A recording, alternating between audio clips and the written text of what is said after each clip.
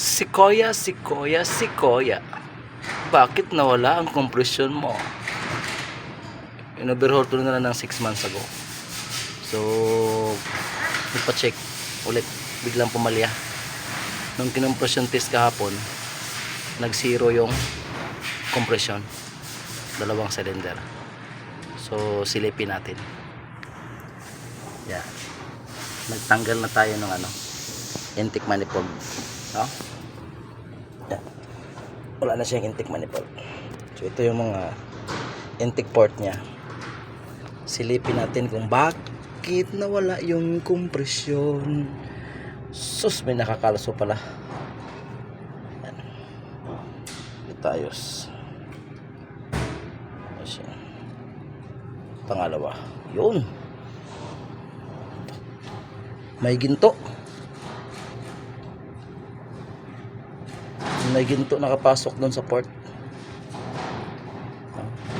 Ayos yan. Yan. Ayos yan siya. Sa kabilang side naman. Nakaw. Mas malaki pa.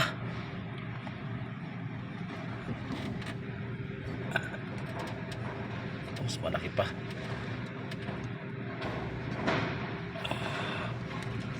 Meron din to isa.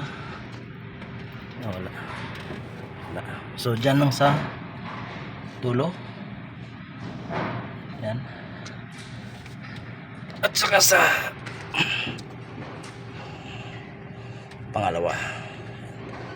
Ito talaga kumalso talaga sa valve stem. No? Kumalso.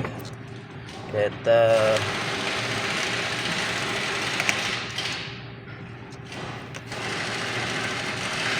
mailawan yan, kubalso talaga sa valve stem. At sikwatin natin di makuha, umalso. Yung isa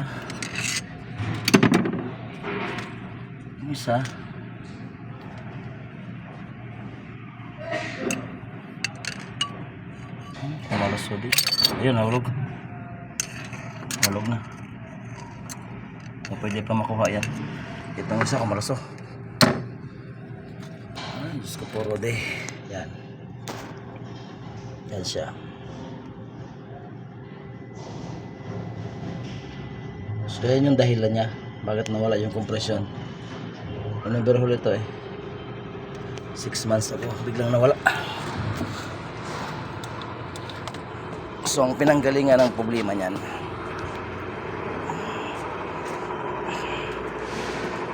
dito yan, dito sa intake manifold na to, no? Intake manifold na to.